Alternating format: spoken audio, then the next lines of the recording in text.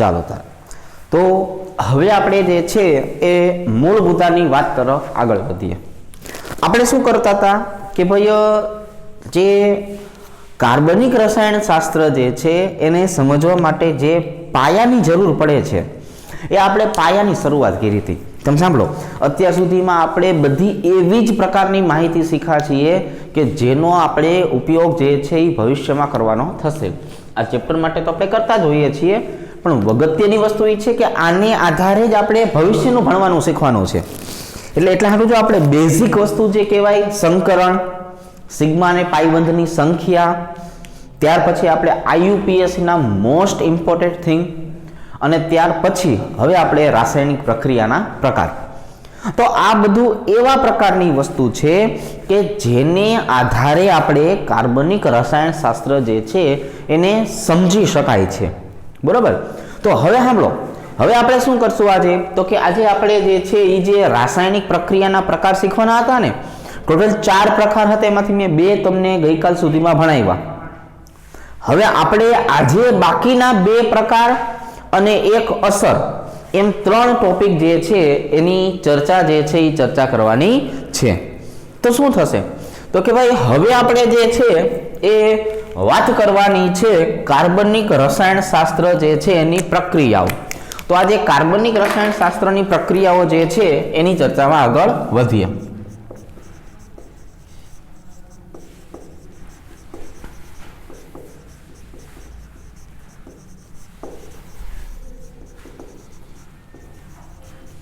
ચાલો, તો હવે આપણે જે પ્રક્રિયાઓની વાત કરીએ છીએ એ પ્રક્રિયાની અંદરનો ભાગ જે છે એમાં ટોટલ આપણે 4 પ્રકાર શીખવાના છે.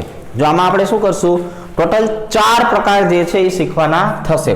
કયા કયા 4? તો એને આપણે એક વખત ફરીથી જે છે જોઈ લઈએ, પછી જે 2 શીખા અને બાકીની 2ની ચર્ચા કરીએ. પહેલું તમને શીખવાયું હતું વિસ્થાપન પ્રક્રિયા.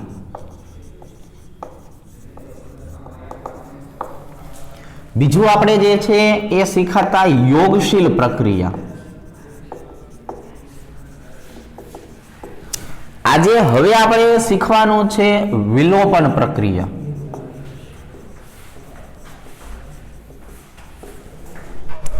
અને પછી આપણે જે છે એ શીખવાનું જે છે એ છે પુનઃવિન્યાસ પ્રક્રિયા.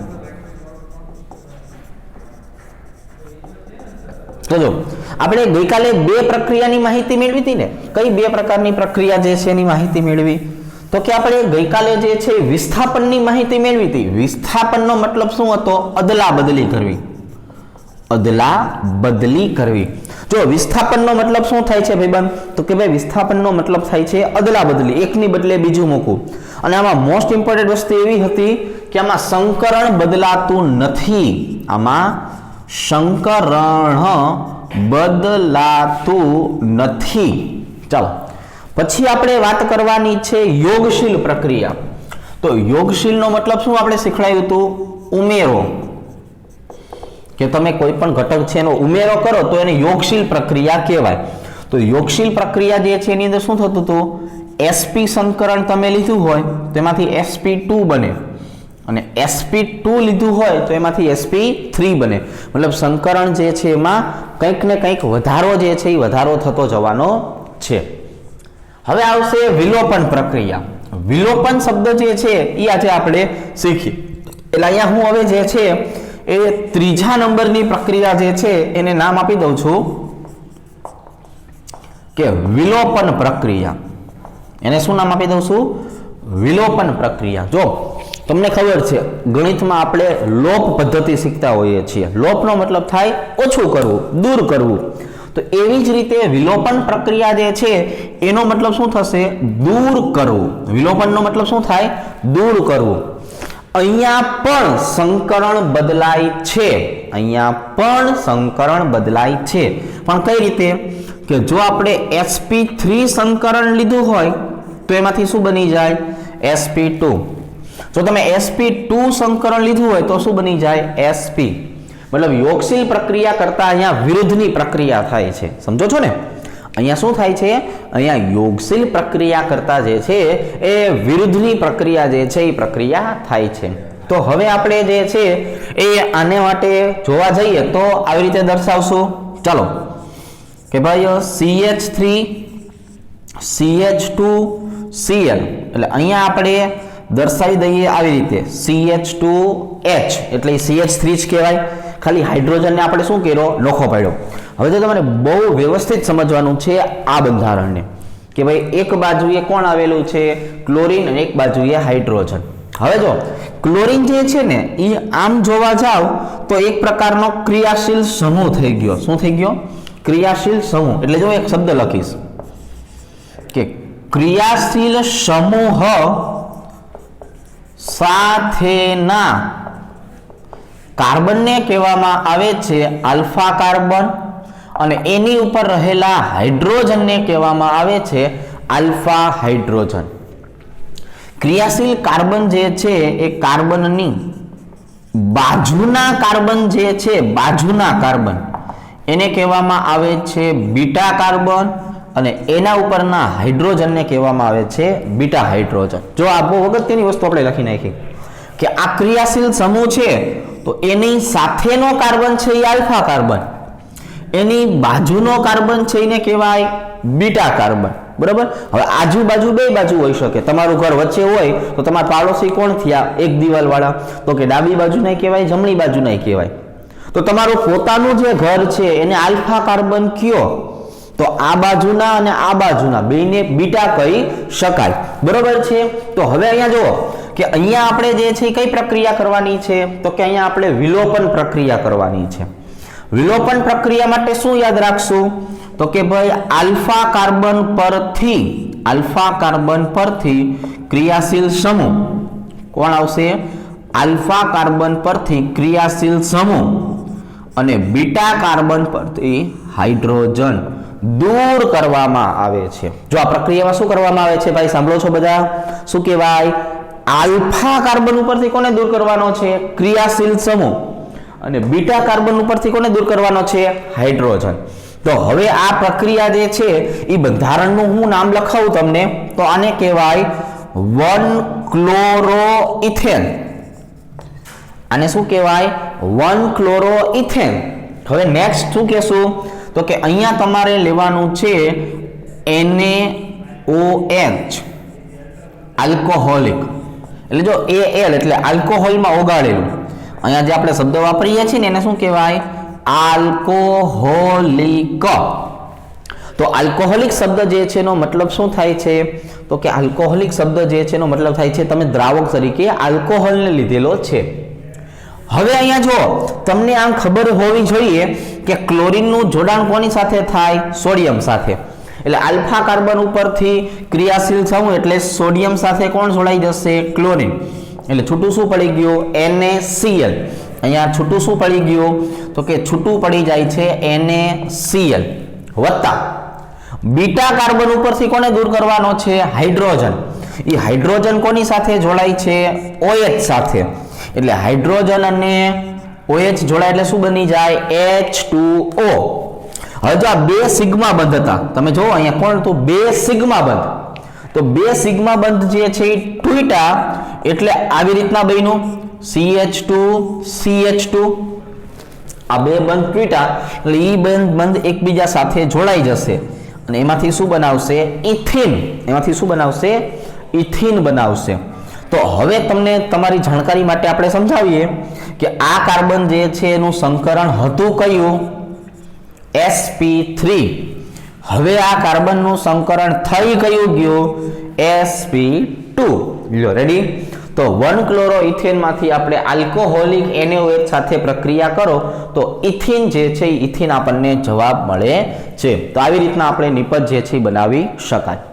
હજુ પણ એક ઉદાહરણ સમજવાનું છે. જો અહીંયા તમે રહેજો ભાઈ કે અહીંયા હવે આપણે કરીએ છીએ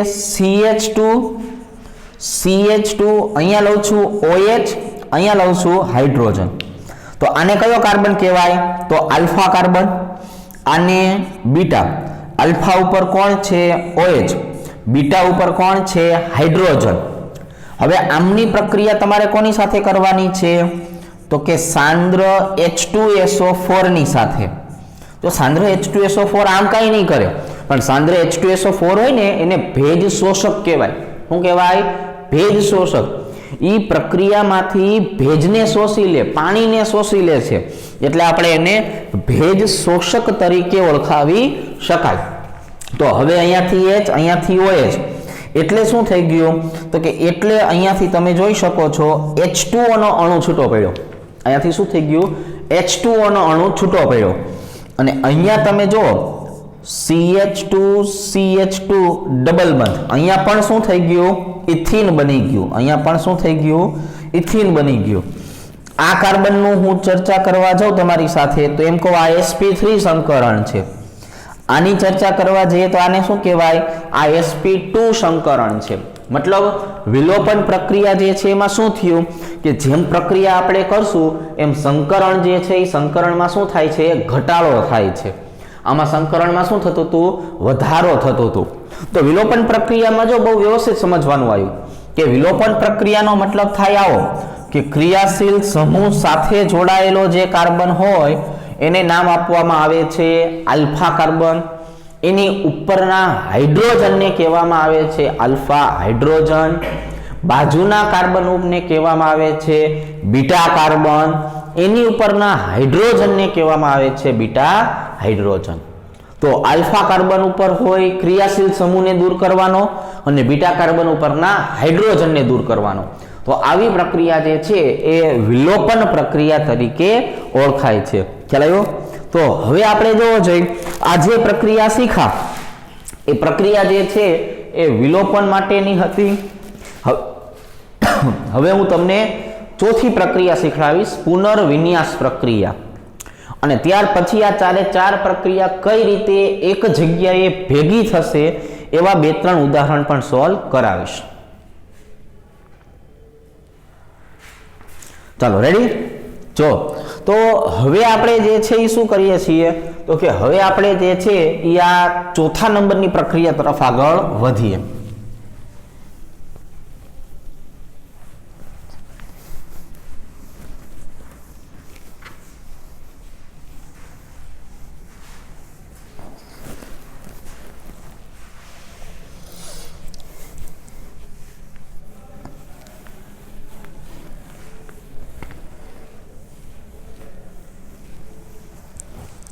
ચલો જો તો હવે અહીંયા આપણે જે છે એ શું શીખા? વિલોપન એટલે દૂર કરવું. અને દૂર કરો તો શું થાય? sp3 હોય તો sp2 અને sp2 હોય તો શું થઈ જાય? sp સંકરણ થાય છે. હવે આપણે હેડિંગ મારી દઈએ છીએ ચોથા નંબરની પ્રક્રિયા. ચોથા નંબરની પ્રક્રિયાને કહેવામાં આવે છે પુનઃ વિન્યાસ પ્રક્રિયા. આને શું કહેવામાં આવે છે? પુનઃ વિન્યાસ પ્રક્રિયા. હવે જો પુનઃ વિન્યાસ પ્રક્રિયા જે છે એની જો આપણે વાત કરીએ તો પુનઃ વિન્યાસ પ્રક્રિયા જે છે એને કઈ રીતે સમજાવશું આપણે? તો આનો મતલબ થશે સમઘટકો મેળવવાની પ્રક્રિયા. એટલે પુનઃ વિન્યાસનો મતલબ એવો થાય કે એક જ અણુ પોતાના ઘટકોની હેરફેર દ્વારા નવો જ અણુ ઉત્પન્ન કરે છે. આને પુનઃ વિન્યાસ કહેવાય, ફરીથી ગોઠવણું. એમ હેરફેર દ્વારા અથવા તો શું કહેવામાં આવે છે? પુનઃ ગોઠવણી દ્વારા. ગોઠવણીનો મતલબ થાય વિન્યાસ. તો પોતાના અંદરના ઘટકો જે છે એનું એવી રીતના ગોઠવણી કરશે, એવી રીતે બદલશે જેથી નવો અણુ ઉત્પન્ન થાય. એટલે ટૂંકમાં કહેવા જઈએ તો આને કહેવામાં આવે છે સમઘટકો મેળવવાની પ્રક્રિયા. જો ટૂંકમાં કહેવા જઈએ તો આને શું કહેવામાં આવે છે? સમઘટકો મેળવવાની પ્રક્રિયા. આમાંથી તમને સમઘટકો મળશે. ફોર એક્ઝામ્પલ હું તમને ઉદાહરણ તરીકે સમજાવું કે તમારી પાસે એક સરસ મજાનું બંધારણ છે CH3 CH2 CH2 CH3. જો આવી રીતનું એક બંધારણ છે CH3 CH2 CH2 CH3. તો હવે આ જે બંધારણ છે આને તો આપણે બ્યુટેન તરીકે ઓળખાવશું, પણ હવે તમે આને જે છે એ નિર્જલ AlCl3 ની હાજરીમાં ગરમ કરશો એટલે આ અણુ જે છે ને, આ અણુ એમાંથી અહીંનો એક હાઇડ્રોજન જે છે એ આ બાજુના કાર્બન સાથે જોડાશે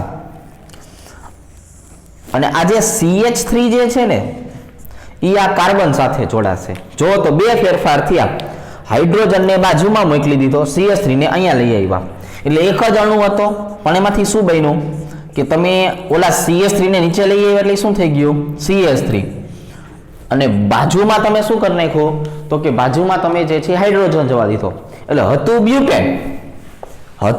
બ્યુટેન, પણ એમાંથી બની શું ગયું, એમાંથી બની ગયું 2 મિથાઇલ પ્રોપેન. તો આપણે જો શૃંખલા સમઘટકો શીખાતા ને, એ શૃંખલા સમઘટકોમાં આવું બનાવ્યું હતું કે ભાઈ બ્યુટેન છે એમાંથી એક તમને સમઘટક તરીકે 2 મિથાઇલ પ્રોપેન પણ મળી શકે છે.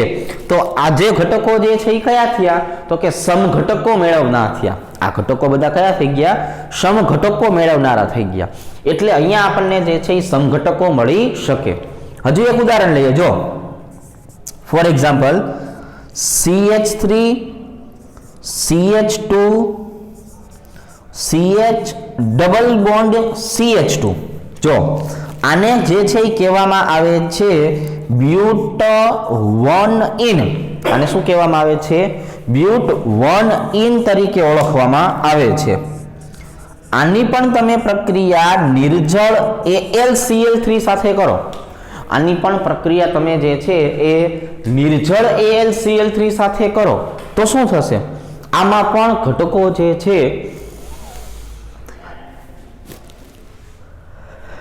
એની અદલા બદલી જે છે એ થશે. અને ઘટકોની અદલા બદલી થવાથી શું થશે સાંભળજો, આ બંધ જે છે એ અહીંયા આવશે અને આ કાર્બનનો જે હાઇડ્રોજન જે છે ને, હાઇડ્રોજન એ અહીંયા આવી જશે. જો શું થયું કે ભાઈ બંધ આ બાજુ આવ્યો, હાઇડ્રોજન આ બાજુ આવ્યો, એટલે આવું બની ગયું. જો કે CH3 CH double bond CH CH3 એટલે તમે બ્યુટ 1 ઇન લીધું હતું કે નહીં, પણ એમાંથી હવે શું બની ગયું, બ્યુટ 2 ઇન બની ગયું. જો તમે જે બ્યુટ 1 ઇન લીધું હતું કે નહીં એમાંથી શું બની ગયું, બ્યુટ 2 ઇન જે છે એ 2 ઇન બની જાય છે.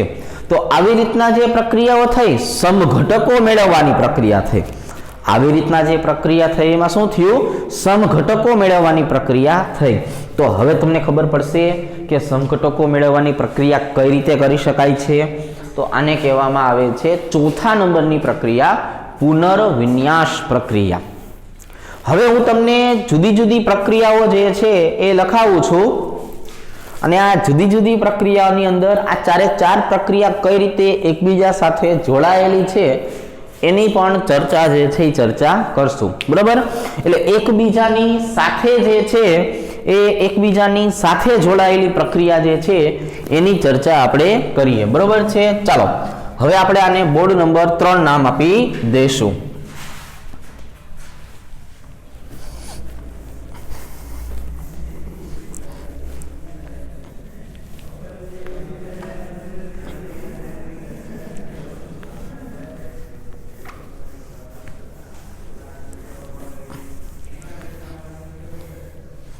ચાલો, તો હવે અહીંયા ચોથા નંબરની પ્રક્રિયા જે છે પુનઃવિન્યાસ, એમાં તમે શું શીખા તો કે એમાં શીખા સમઘટકો મેળવવાની પ્રક્રિયા. એમાં આપણે શું શીખા, સમઘટકો મેળવવાની પ્રક્રિયા. ચાલો હવે આપણે જે છે એ જુદી જુદી પ્રક્રિયાઓ જે છે એનો અભ્યાસ કરીએ કે ભાઈ કઈ રીતની પ્રક્રિયાઓ થઈ જાય છે, કઈ રીતની પ્રક્રિયાઓ થતી હશે. બરાબર છે, ચાલો ફોર એક્ઝામ્પલ હું તમને વિસ્થાપન પ્રક્રિયા જે છે એનું જ પહેલા એક સરસ મજાનું ઉદાહરણ સમજાવું. પણ એ આપણે જે છે એ યોગશીલ પ્રક્રિયા જે છે એમાંથી આપણે જે છે એ પ્રક્રિયા જે છે એ પ્રક્રિયા સમજશું. જો ફોર એક્ઝામ્પલ મારી પાસે એક અણુ છે CH2 ડબલ બોન્ડ CH2. આ જે અણુ જે છે આને ઇથિન કહેવાય અને આપણે જે શીખીએ છીએ ને એને પરિવર્તન કહેવાય. શું કહેવાય, પરિવર્તન. આ પરિવર્તનની જો વાત કરીએ તો આવી રીતના થશે કે ઇથિન જે છે એ ઇથિનની પ્રક્રિયા આપણે HCl સાથે કરીએ. કોની સાથે કરીએ? તો કે ઇથિન જે છે એની પ્રક્રિયા HCl સાથે કરીએ. એટલે શું થશે? તો કે પહેલા આપણે અહીંથી એક બંધને તોડશું, એટલે એક કાર્બનની સાથે હાઇડ્રોજન જોડાશે, એક કાર્બનની સાથે જે છે એ ક્લોરીન જોડાશે. થશે ને આવું? એટલે હવે બનશે શું? તો કે ભાઈ CH2 હાઇડ્રોજન અને અહીંયા આવી જશે CH2Cl. બરોબર? ઇથિન તમે લીધું હતું, એમાંથી શું બન્યું? 1-ક્લોરોઇથેન. તો મતલબ બંધ તોડ્યા ને, એટલે આટલી પ્રક્રિયા જે છે, આટલી પ્રક્રિયા એ શેના તરીકે ઓળખાણી?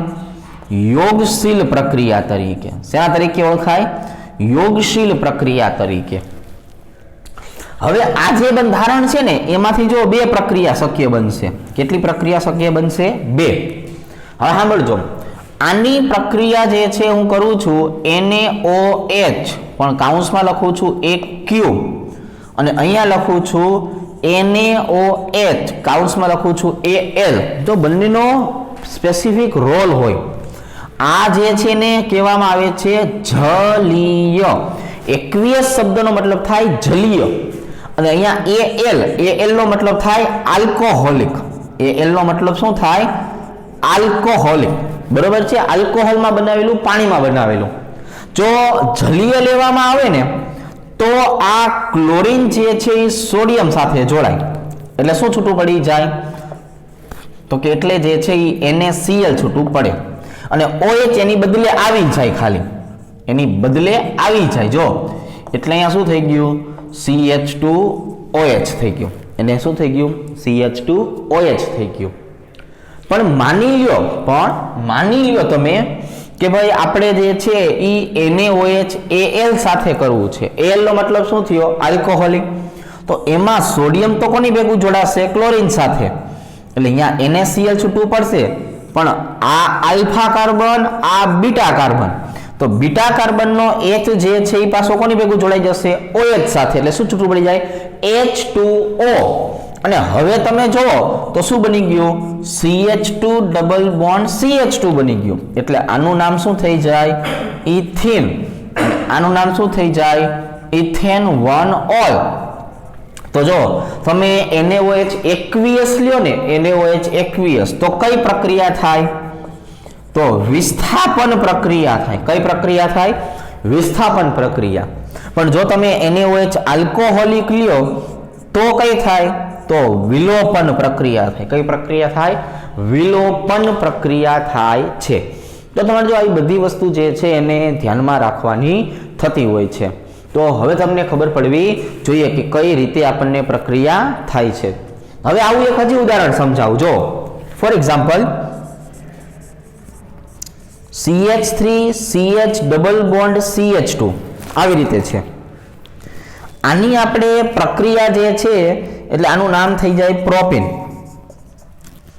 એની પ્રક્રિયા જે છે તમે કરો છો હાઇડ્રોજન સાથે. કોની સાથે કરો છો? હાઇડ્રોજન સાથે. કોની હાજરીમાં? રિડક્શન કર્તાની હાજરીમાં. અહીંથી બંધ તૂટે, એકની સાથે હાઇડ્રોજન, બીજાની સાથે પણ હાઇડ્રોજન.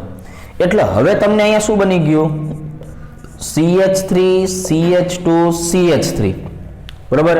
એટલે આ પ્રોપેન લીધું હતું ને, એમાંથી પ્રોપેન બન્યું. શું બન્યું? પ્રોપેન. હવે આ પ્રોપેન જે છે ને, એની આપણે પ્રક્રિયા કરશું ક્લોરીન સૂર્યપ્રકાશની હાજરીમાં. કોની હાજરીમાં? સૂર્યપ્રકાશની હાજરીમાં. એટલે અહીંયા છે ને બે નિપજ મળશે. કેટલી નિપજ મળશે? બે. તમને એમ થાય કે અત્યાર સુધી એક મળતી હતી, હવે કેમ બે? તો કે ક્લોરીન છે ને, આ ક્લોરીન એ આ કાર્બનના હાઇડ્રોજન સાથે જોડાઈ શકે, આની સાથે પણ જોડાઈ શકે. તો આની ભેગું જોડાઈ જ શકે, પણ આ બંને જે છે ને એ સંમિત કહેવાય, એક સરખા ગુણધર્મ વાળા. હવે એક સરખા ગુણધર્મ વાળા હોય તો કોઈ પણ એકને લ્યો ને તો ચાલે. એટલે આ અને આ બે કેવા છે? એક સરખા ગુણધર્મ વાળા. એટલે આપણે એમાંથી આને કે આને કોઈ પણને લઈ શકાય છે, અને એક અહીંથી દૂર કરશું. બરાબર? એટલે શું થયું? તો કે એટલે આવું થયું કે એક જગ્યાએ છૂટું પડ્યું HCl, અને એક જગ્યાએ જે છે એ શું લાગી ગયું?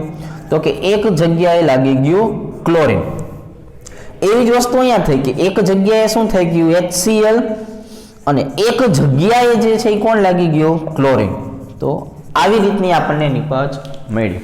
બરાબર છે. તો હવે આપણે આ ઘટક જે છે એને નામ આપી દઈએ 1-ક્લોરોપ્રોપેન અને આને કહી દઈએ 2-ક્લોરોપ્રોપેન. બરાબર છે. આને કહી દઈએ 2-ક્લોરોપ્રોપેન. તો 1-ક્લોરોપ્રોપેન અને 2-ક્લોરોપ્રોપેન આ બેયની જો વાત કરીએ તો બંને ઘટકો જે છે એની પ્રક્રિયા, બંનેની વાત કરું છું, બંનેની એની પ્રક્રિયા જો તમે NaOH આલ્કોહોલિક સાથે કરશો તો NaOH આલ્કોહોલિક સાથે કરવાથી શું થશે?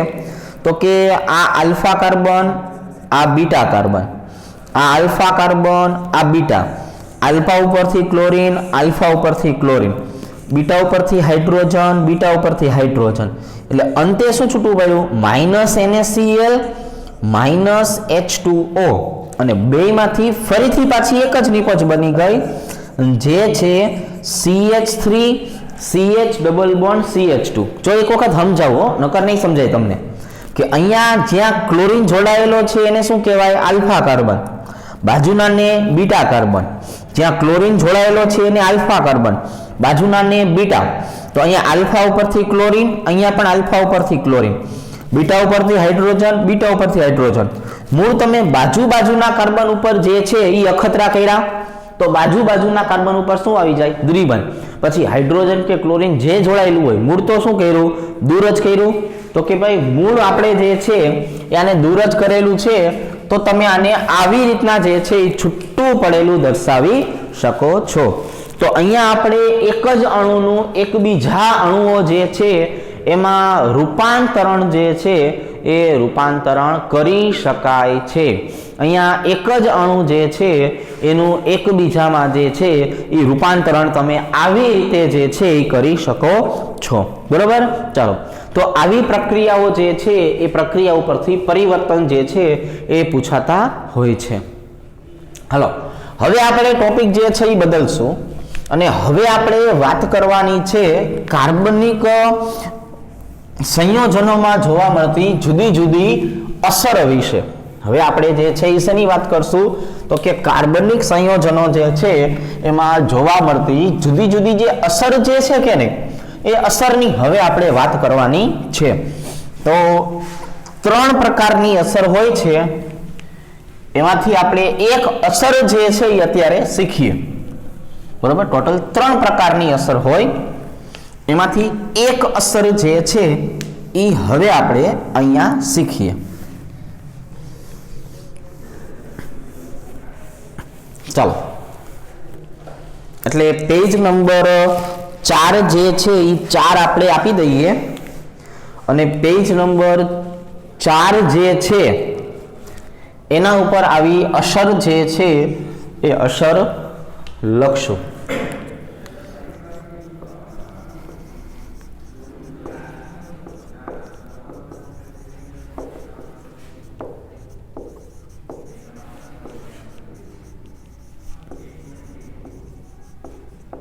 ચાલો, કાર્બનિક સંયોજનો જે છે એમાં જોવા મળતી અસર. ચાલો, તો કાર્બનિક સંયોજનો જે છે એમાં જોવા મળતી અસરની જો આપણે વાત કરીએ તો અસર કેવા પ્રકારની હશે? તો કે આપણે પહેલી જ અસર જે છે એ શીખવાની છે પ્રેરક અસર. આને શું નામ આપવામાં આવે છે? પ્રેરક અસર. અંગ્રેજીમાં આને કહેવામાં આવે છે ઇન્ડક્ટિવ ઇફેક્ટ. અને અંગ્રેજીમાં શું કહેવામાં આવે છે? Inductive effect. એને આધારે આને ટૂંકમાં કહેવામાં આવે છે આઈ અસર. એના કારણે આને ટૂંકમાં શું કહેવામાં આવે છે? ટૂંકમાં આને આઈ અસર કહેવામાં આવે છે. હવે સાંભળજો, આ જે આઈ અસર જે છે એ સંપૂર્ણ રીતે જોવા જઈએ ને, સંપૂર્ણ રીતે તો એ વિદ્યુત ઋણતા સાથે સંકળાયેલી છે. કોની સાથે સંકળાયેલી છે? વિદ્યુત ઋણતા સાથે. હજો વિદ્યુત ઋણતા તમને 3જા નંબરના ચેપ્ટરમાં ભણાવેલું છે કે ભાઈ વિદ્યુત ઋણતાનો મતલબ શું થાય? તો કે ભાઈ જેની વિદ્યુત ઋણતા વધારે તે સહસંયોજક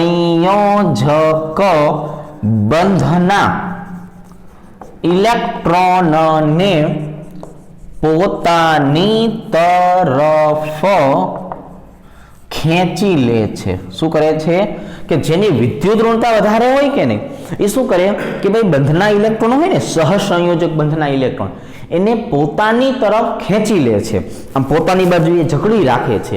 તો આવી અસર જે છે એની આધારે આપણે પ્રેરક અસર સમજશું. પણ સાંભળો, અહીંયા આપણે જેટલા ઘટકોની જરૂર છે એની આપણે લખી નાખીએ વિદ્યુત ઋણતાના મૂલ્યો. Fluorine, chlorine, bromine, iodine, carbon, hydrogen અને ઓક્સિજન.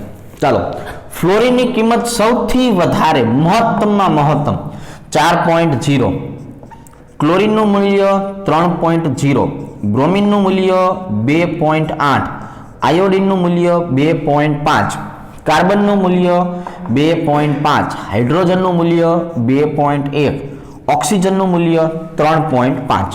બરોબર. ફ્લોરિન 4, ક્લોરિન 3, બ્રોમિન 2.8, આયોડિન 2.5, મતલબ ઘટતું જાય છે. કાર્બનની વાત કરીએ 2.5, હાઇડ્રોજનની વાત કરીએ 2.1, ઓક્સિજનની વાત કરીએ 3.5. ચાલો, આવી રીતે. તો હવે આપણી પાસે જે છે વિદ્યુત ઋણતાના મૂલ્યો આવી ગયા છે. તો પ્રેરક અસર જે છે એ શું થાય એની ચર્ચા કરીએ. સાંભળજો. પહેલા આપણે પ્રેરક અસર જે છે એને સમજાવવા માટે હેલોજન યુક્ત કાર્બનિક સંયોજનનો ઉપયોગ કરશું. આનો ઉપયોગ આપણે આવતીકાલે આવશે, બરોબર છે, બીજા નંબરની અસરમાં. તો અત્યારે આપણે હેલોજન યુક્ત જે છે એવા ઘટકોની વાત કરીએ. તો જો એને આવી રીતે દર્શાવાય, કાર્બન, હેલોજન, આવી રીતે. તો અહીંયા જે છે એ આપણે ક્લોરીન જ લઈ લઈએ, પછી સમજીએ. તો કાર્બન અને ક્લોરીન જે છે એ એકબીજા સાથે જોવા જાવ તો શેનાથી જોડાયેલા છે? સહસંયોજક બંધ દ્વારા. શેનાથી જોડાયેલા છે? સહસંયોજક બંધ દ્વારા. અને સહસંયોજક બંધ જે છે એ હકીકતમાં બે ઇલેક્ટ્રોન જે છે એ બે ઇલેક્ટ્રોનથી બનતો હોય છે, એક કાર્બનનો એક ક્લોરીનનો. પણ આમાં શું થશે કે જેના વિદ્યુત ઋણતાના મૂલ્યો વધારે હોય એ આવા બંધના ઇલેક્ટ્રોનને શું કરશે? પોતાની બાજુએ ખેંચી જશે. એટલે અત્યારે તો આપણે શીખ્યા કે વિદ્યુત ઋણતાની વાત કરીએ તો કાર્બન કરતા ક્લોરીન જે છે એની વિદ્યુત ઋણતાનું મૂલ્ય કેવું થઈ જાય? વધારે. કે કાર્બનની કરતા ક્લોરીન જે છે એની વિદ્યુત ઋણતાનું મૂલ્ય તો વધારે છે, એટલે બંધના ઇલેક્ટ્રોન વાસ્તવમાં ખેંચી કોણ જશે? ક્લોરીન. હવે જેની પાસે ઋણ વીજભાર આવે ને એને આપણે માઇનસ ડેલ્ટા વડે દર્શાવશું, બરોબર? આ ઠળિયાનો ઠ કર્યો કે નહીં એને ડેલ્ટા બોલાય. શું બોલાય? ડેલ્ટા. અને કાર્બન જે છે એને બોલવામાં આવે છે પોઝિટિવ ડેલ્ટા. એટલે જેની વિદ્યુત ઋણતા વધારે બંધના ઇલેક્ટ્રોન ખેંચી જાય એને તીર વાળી નિશાનીથી દેખાડાય. કોનાથી દેખાડાય? તીર. પણ તીર જે છે એ કઈ બાજુ હોય? જે ખેંચતું હોય ને એની બાજુએ હોય. ક્યાં હોય? ખેંચતું હોય ને એની બાજુએ. એટલે આને બોલવામાં આવે છે આંશિક ઋણ વીજભાર. અને આને જે છે એ બોલવામાં આવે છે આંશિક ધન વીજભાર. જો આવી રીતે કે એક ઘટક જે છે એને આંશિક ઋણ વીજભાર કહેવાય, એક ઘટક છે એને આંશિક ધન વીજભાર કહેવાય. અને જે અસર ઉત્પન્ન થઈ ને એ ઇલેક્ટ્રોન ખેંચાવાની અને ધ્રુવીય સંયોજન બનવાની અસર જે છે એ અસરને પ્રેરક અસર કહે છે. જો શું થઈ ગયું કે ભાઈ આની જો આપણે વાત કરીએ કે વિદ્યુત ઋણતાનો તફાવત છે, ઇલેક્ટ્રોન ખેંચાય છે, તો એનો મતલબ એવો થઈ ગયો કે એના કારણે એક ઘટક જે છે એ કેવો બન્યો? તો કે ઋણ વીજભારિત. એક કયો બન્યો? ધન વીજભારિત. એટલે તમે આને કહેવાય ધન ધ્રુવ અને ઋણ ધ્રુવ. તો ધ્રુવ ધ્રુવ બનવાની પ્રક્રિયા જે છે એને કહેવામાં આવે છે ધ્રુવીય સંયોજન. ધ્રુવીય સંયોજનનો મતલબ શું થઈ ગયો કે એક ધન ધ્રુવ બને, બીજો ઋણ ધ્રુવ બને. તો ધ્રુવ ધ્રુવ બનવાની પ્રક્રિયા જે છે એને ધ્રુવીય અસર તરીકે પણ ઓળખાવી શકાય.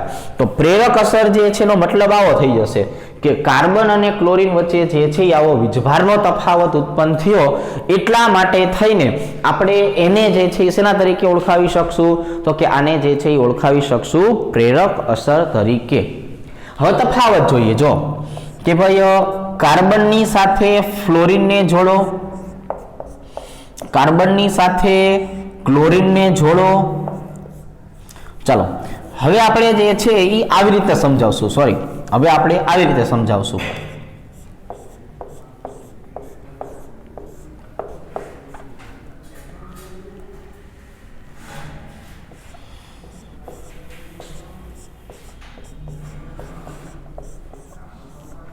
અહીંયા આવશે ક્લોરીન,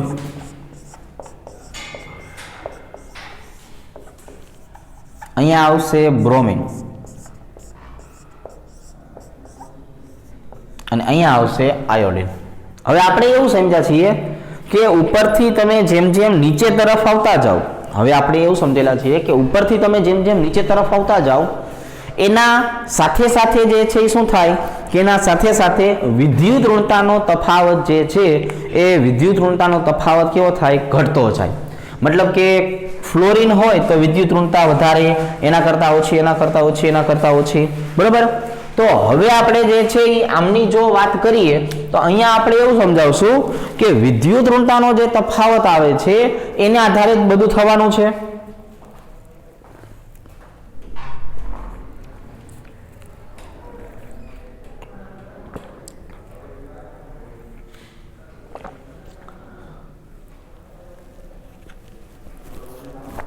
તો વિદ્યુત ઋણતાનો તફાવતને આધારે શું કહેશું આપણે? તો કે જો ફ્લોરીન અને કાર્બન વચ્ચે સૌથી વધારે તફાવત છે, એટલે આપણે એવું સમજાવશું કે ફ્લોરીન જે છે એ કાર્બનના સૌથી વધારે ઇલેક્ટ્રોનને પોતાની બાજુએ ખેંચે. પણ કયા? જે નજીક હોય ને તે. એટલે નજીકના કાર્બન ઉપર જે છે સૌથી વધારે અસર થાય. બરાબર છે. ઉદાહરણ તરીકે આપણે જે છે એ બધા વિદ્યાર્થીઓ જે છે એને લાઈનમાં ઊભા રાખી દીધા હોય અને પછી એમ કે હાલો એકને ધક્કો મારો, તો તમે ધક્કો જે મારો છો એ સૌથી વધારે ધક્કો કોને લાગશે? તો કે જે પેલો ઊભો હોય એને લાગે. તમે એમ કહો હાલો આજે હાથ પકડીને આમ ખેંચી લ્યો, તો સૌથી વધારે તમારી નજીક કોણ ખેંચાશે? જે નજીક ઉભે રહે છે. તો ટૂંકમાં જે નજીક ઉભેલો હોય ને મરે, એનો મતલબ એના ઉપર આ વધારે અસર થવાની છે. એમ આ કાર્બન જે છે ફ્લોરીનની કેવો આવ્યો? વધારે નજીક આવ્યો, એટલે એ ગયો, એના ઉપર વધારે અસર થાય. પછી બાજુના ઉપર કેવી અસર થાય? તો કે બાજુના ઉપર એના કરતાં ઓછી અસર થાય. એની બાજુમાં આવો તો એના કરતાં ઓછી અસર થાય, એની બાજુમાં આવો તો એના કરતાં ઓછી અસર થાય. અને અહીંયા જે પાંચમો છોકરાને ખબર ન પડી હોય કે ખેંચાણું છે કે ધક્કો માર્યો છે, ત્યાં સુધીમાં બધું સરભર થઈ ગયું હોય, ખ્યાલ આવી ગયું. પાંચમાને કંઈ ખબર જ નથી થઈ કે શું થયું. એવી જ રીતે હવે ક્લોરીનની વાત કરીએ. ક્લોરીનમાં કેવું થશે કે ક્લોરીનની વિદ્યુત ઋણતાનો તફાવત ફ્લોરીન કરતાં તો ઓછો છે, એટલે પહેલેથી લીટા જ ઓછા થશે. મતલબ એવો થયો કે તમારે જ્યારે ધક્કો મારવાનો છે કે ખેંચવાનો છે કે નહીં, તો એ ખેંચવા માટે તમારે જાડિયા માણસ જવાનો. કોને લેવાનું? જાડિયાને. તો એ જાડિયો હોય વધારે ખેંચી શકે. એના કરતાં થોડોક દુબળો લ્યો તો એ કેવું ખેંચે? ઓછું ખેંચે. એની બાજુવાળા ઉપર કેવી અસર થાય? ઓછી અસર થાય. એના બાજુવાળા ઉપર કેવી અસર થાય? ઓછી અસર થાય. અહીંયા ચોથાને જ ખબર નથી પડતી. હવે એના કરતાં થોડોક ઓછો દુબળો હોય ને લ્યો અને એને કહેવાનું તું ભાઈ ખેંચ ચાલ, તો તમે એને ખેંચવાનું કહેશો તો એ શું કરશે? તો કે ખેંચશે ખરા, પણ એ પોતાના જેટલું ખેંચી શકે. એટલે આના ઉપર ઓછી અસર થઈ, એની બાજુવાળા ઉપર ઓછી અસર થઈ. અહીંયા તો અસર જ ન થઈ, અહીંયા પૂરું થઈ ગયું. અને એના કરતાં હાવ ટેટ મોકલી લ્યો, આપણે એને ટેટ મોકલી કહીએ, તો એ ટેટ મોકલી લ્યો તો એ પેલાને જ માળ ખેંચી શકે. એ પેલાને જ માળ ખેંચી શકે. તો બીજા ઉપર તો અસર થવાનો સવાલ આવતો નથી. એમાં ત્રીજા ચોથા ને પાંચમાની તો ક્યાંય વાત જ નથી આવતી. તો આમાં શું થઈ ગયું? જે સૌથી વધારે છે, સૌથી પહેલા જે આવેલું છે એ કેવું હતું? એકદમ પ્રબળ હતું. જે સૌથી પહેલા આવ્યું એ કેવું હતું? એકદમ પ્રબળ હતું. તો એ એકદમ પ્રબળના કારણે શું થયું કે એકદમ પ્રબળના કારણે એને જો વધારે ને વધારે અસર કરી, પછી અસર જે છે કેવી થઈ ગઈ? ઘટતી ગઈ. તો આને કહેવામાં આવે છે પ્રેરક અસર. આને શું કહેવામાં આવે છે? પ્રેરક અસર. હવે પ્રેરક અસર જે છે એની જો આપણે વાત કરીએ ને તો એના પણ બીજા બે પ્રકારો હોય છે, ધન પ્રેરક અસર અને ઋણ પ્રેરક અસર. પણ એ આપણે જે છે એ ભવિષ્યમાં શીખવાનું થશે, બરાબર છે. જ્યારે આપણે આનું JEE નીટ ભણશું ને ત્યારે આપણે એ શીખવાનું થશે. અત્યારે આપણે માત્ર પ્રેરક અસર જે છે એ પ્રેરક અસર પૂરતું રાખવાનું થશે. તો આજના દિવસની જો આપણે વાત કરીએ તો આજના દિવસ માટે આપણે અહીંયા સુધી જે છે એ દર્શાવવાનું થશે.